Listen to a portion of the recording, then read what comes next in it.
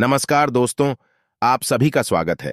आपके अपने YouTube channel मानव जीवन में दोस्तों, लाइफ में सभी आगे बढ़ना चाहते हैं और लाइफ में आगे बढ़ने के लिए हमें रोज ही कुछ नया सीखना चाहिए और आगे बढ़ना चाहिए।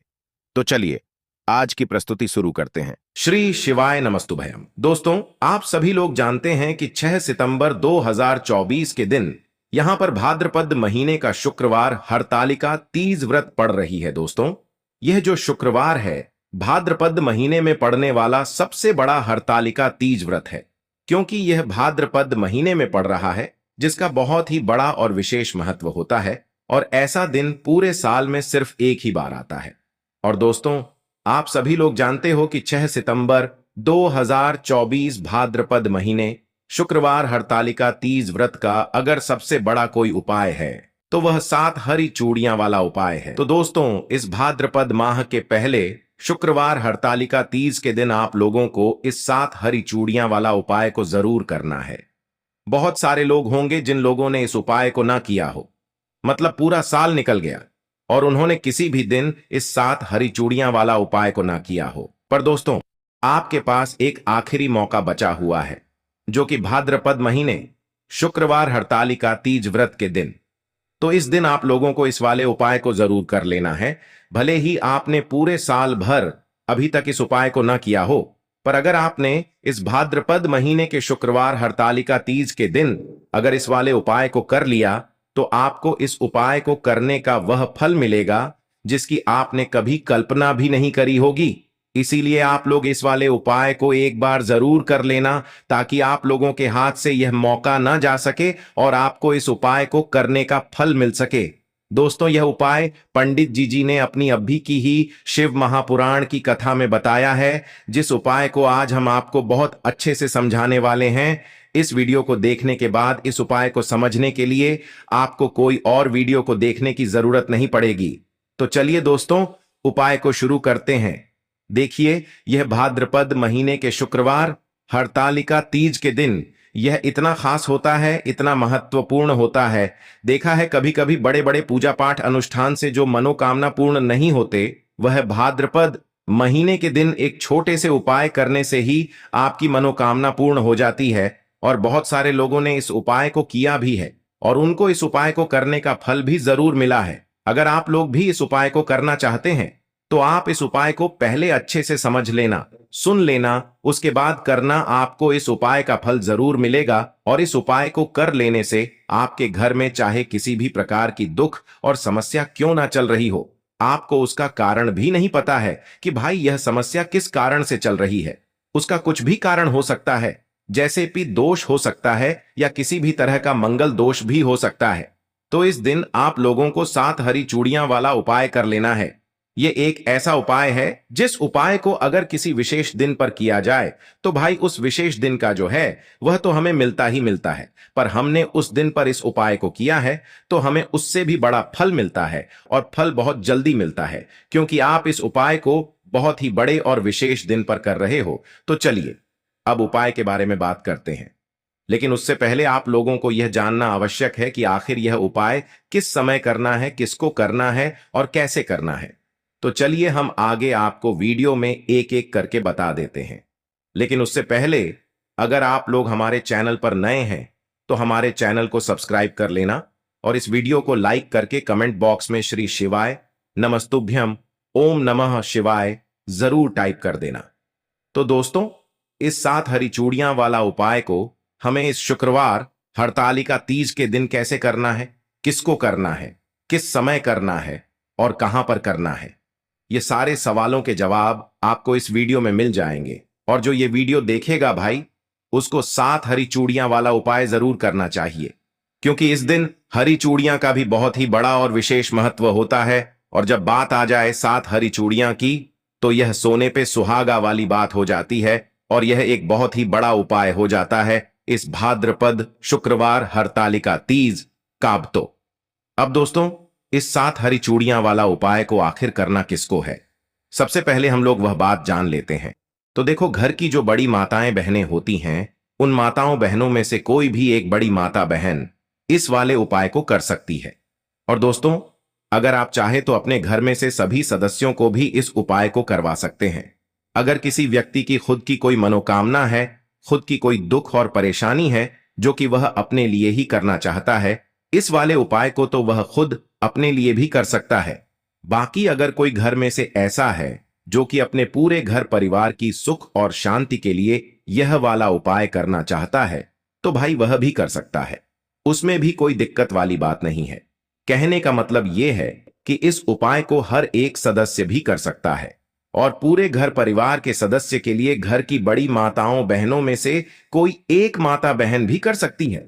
माताएं बहनें अगर घर में उपस्थित ना हो या वह यह वाला उपाय ना कर पा रही हो, तो फिर घर का कोई बड़ा सदस्य भी इस 7 हरी चूड़ियां वाला उपाय को कर सकता है, चाहे फिर वह पुरुष ही क्यों ना हो। उसमें कोई भी दिक्कत वाली बात नहीं है।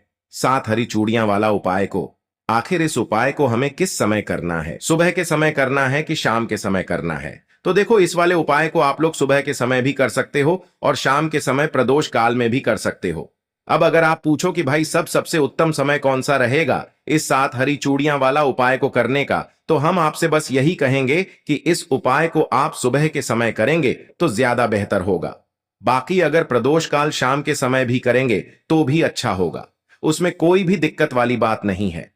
तो अब दोस्तों, जो अगली सबसे बड़ी और महत्वपूर्ण बात आती है वह यह आती है कि सुबह अगर हम उपाय को करेंगे तो हमें कितने बजे से लेकर कितने बजे तक के बीच में करना है, और शाम के समय प्रदोष काल में करेंगे तो हमें कितने बजे से लेकर कितने बजे के बीच में करना है। तो देखो, सुबह जितनी जल्दी हो सके आप उपाय को करने की कोशिश करना। बाकी अगर किसी कारणवश लेट भी हो जाओ, थोड़ी देर भी हो जाए, तो 10 या 12 बजे तक भी आप उपाय कर लेना, पर 12 बजे से ज्यादा देरी ना हो, ठीक है?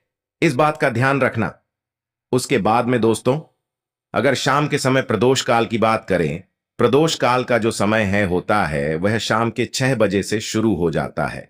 मतलब शाम के 6 बजे से लेकर 7 बजे के बीच का जो समय होता है, यह समय प्रदोष काल का समय होता है। पर अभी जो मौसम चल रहा है, इस मौसम में जो है शाम बहुत देरी से होती है, तो आप इस उपाय को 7 या 8 बजे के बीच में भी कर सकते हो। मतलब शाम के 6 बजे से रात 8 बजे के बीच में आप कभी भी इस वाले उपाय को कर सकते हो, उसमें कोई भी दिक्कत वाली बात नहीं है। तो देखो, आज के इस पूरे वीडियो में 3 सुंदर से उपाय के बड़े में हम आपको बताने वाले हैं। ये तीनों उपाय पूज्य गुरुदेव की ही कथा सुनकर के समझ कर के समझने का पूरा प्रयास करूंगा। बहुत ही प्यार से उपाय है, बिल्कुल विस्तार समझने का प्रयास करूंगा। लेकिन उससे पहले आप सभी से रिक्वेस्ट करता हूं, कमेंट में आपको ओम नमः शिवाय सभी को, सभी शिवा भक्तों को जरूर लिखना है। देखो, पति पत्नी में बहुत ज्यादा लड़ाई होती है। पति पत्नी में इतनी लड़ाई हो गई है कि तलाक तक की नौबत आ गई है। तो ये उपाय आप कर सकते हैं। घर में क्लेश होता है, बात बात पर, छोटी छोटी बात पर लड़ाई हो जाती है, कोई किसी में भी अंडरस्टैंडिंग नहीं है, कोई समझना को तैयार नहीं होता है, तो आपको ये उपाय करना चाहिए। देखो, बहुत ही प्यार सा उपाय है। ये उपाय कोई भी कर सकता है। ये उपाय पति भी कर सकते हैं और पत्नी भी कर सकती है। दोनों में से ये उपाय कोई भी कर सकता है। एक लाल कपड़ा लेना है, ठीक है? लंबा सा लाल कपड़ा लेना, और सब चीज नहीं होनी चाहिए। या तो आप नई चीज ले लीजिए, या तो आपके पास पूजन के कपड़े पड़े हैं तो उनका भी आप उपयोग कर सकते हैं। लाल कपड़ा ले लिया, ठीक है? साथ में लेना है एक पीला कपड़ा, लाल और पीला कपड़ा ले लिया। साथ में लेना है 7 चावल के डेन, साथ चावल यानी कि अक्षत के डेन लेना है। अक्षत के डेन खंडित नहीं होनी चाहिए, ठीक है? साथ में लेना है गेहूं। गेहूं के डेन पर आप 5, 7, 11 जो आपकी इच्छा हो, थोड़े से गेहूं के डेन भी आपको लेना है। साथ में लेना है एक का सिक्का। देखो, एक का सिक्का भी ले सकते हो। चांदी का सिक्का है तो चांदी का सिक्का ले लीजिए। दोनों में से आपको एक चीज लेनी है, ठीक है? अब आपको क्या करना है, समझना, आपको जाना है भगवान शिवा के मंदिर में हरतालिका तीज पर 6 सितंबर शुक्रवार को सुबह से लेकर के शाम तक, रात्रि तक, जब आपकी इच्छा हो तब आप ही उपाय कर सकते हैं। आप समझना, ये सारी सामग्री लेकर के जाओगे। भगवान शिवा के शिवलिंग के वहां पर पूरा शिवा परिवार विराजित होता है। देखिए कार्तिकेय जी होते हैं, गणेश जी होते हैं, माता पार्वती होती है, नदी जी होते हैं। तो आपको ऐसे शिवलिंग की वहां पर जाना है जहां पर शिवाजी के साथ में माता पार्वती भी है।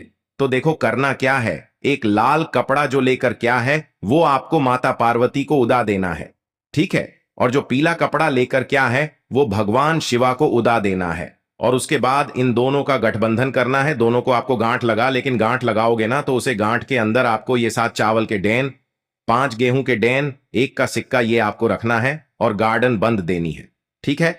दोनों कपड़े के बीच में आपको एक गार्डन भरनी है और उसके बाद आप झोली प्रसार कर महादेव से प्रार्थना करें कि मेरे घर में ये क्लेश है, आपको दूर करना है। ये समस्या मेरे घर में ए रही है, हमारे घर में प्रेम भाव बिल्कुल भी नहीं है।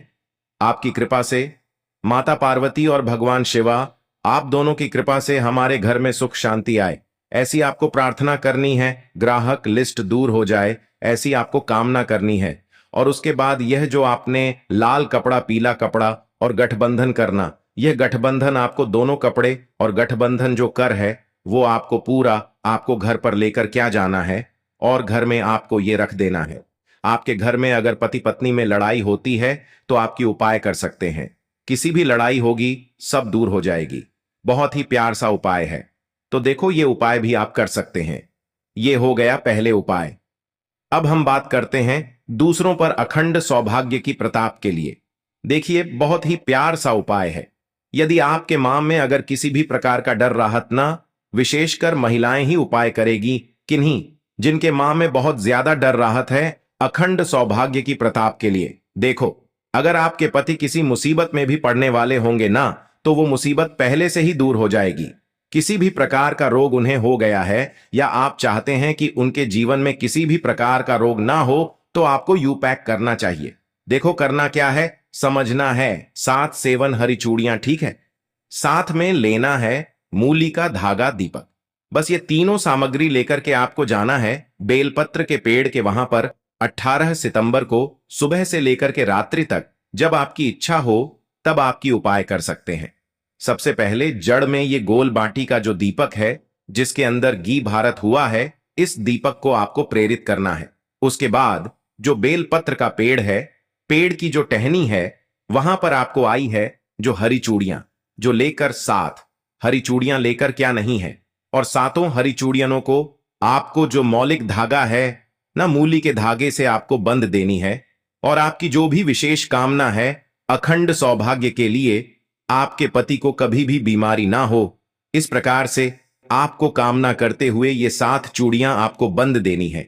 देखो एक साथ भी बन सकते हो या तो एक एक करके नीचे करके फुलेरा टाइप जो होता है ना उसे टाइप से भी आप ये 7 चूड़ियां बंध सकते हो, ठीक है। लंबी एक के नीचे एक बांधते हो तो बहुत ही अच्छी बात है, इस प्रकार से भी आप बन सकते हो। तो ये हो गया दूसरा उपाय। देखिए अब हम बात करते हैं तीसरी मां उपाय की। ये उपाय है ओम का उपाय। अगर घर में लड़कियां लड़की का किसी का भी विवाह नहीं होकर रहा है तो लड़के और लड़कियां जिनका विवाह नहीं होकर रहा है उनको ये उपाय करना है। देखो ये उपाय बहुत ही प्यार सा आसान सा उपाय है, हर कोई उपाय कर सकता है। कोई दूसरा उपाय आपको करने की जरूर ही नहीं पड़ेगी। यदि आपका विवाह नहीं होकर रहा है, विवाह में कोई भी आर्च बांट जाती है, कोई यह विवाह होते होते बात बनते बनते बिगड़ जाती है, तो आपको यह उपाय करना है। देखो करना क्या है, समझना, आपको एक बेल पत्र लेना है, ठीक है। साथ में लेना है तांबे के पत्र के अंदर जल और साथ में लेना है आपको पीला चंदन, ठीक है। हरितालिका तीज के दिन जिनका भी विवाह नहीं होकर रहा है या वैवाहिक जीवन में कोई भी अद नहीं ए रही है तो उन्हें दूर करने के लिए आईपीओ पैर कर सकते हैं।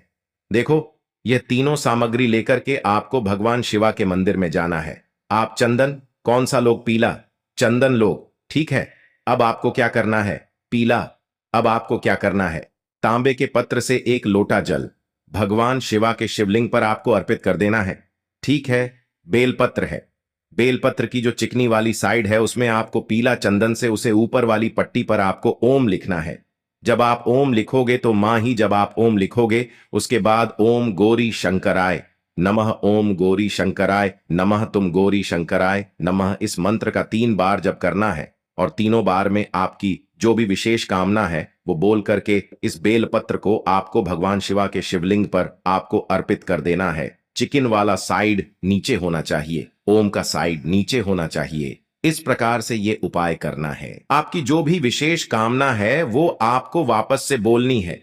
चाहे विवाह से जुड़ी हुई हो, चाहे दाम्पत्य जीवन में खुशियां लानी हो, तो आप यूं पे कर सकते हैं। और ये ऊपर बहुत ही खास है, विशेषकर हरितालिका तीज पर ही किया जाता है। तो यह उपाय तो जिन लोगों का विवाह नहीं हो पा रहा है, उन लोगों को विशेष का यह उपाय करना चाहिए। तो देखो, आज के इस पूरे वीडियो में 3 सुंदर से हरितालिका तीज के हमने उपाय बताए हैं। तीनों में से जो उपाय आपको लगता है बहुत ही प्यार से छोटे छोटे उपाय हैं, करके देखिए, फायदा आपको जरूर मिलेगा। आज के लिए बस इतना ही इस वीडियो में दी गई जानकारी।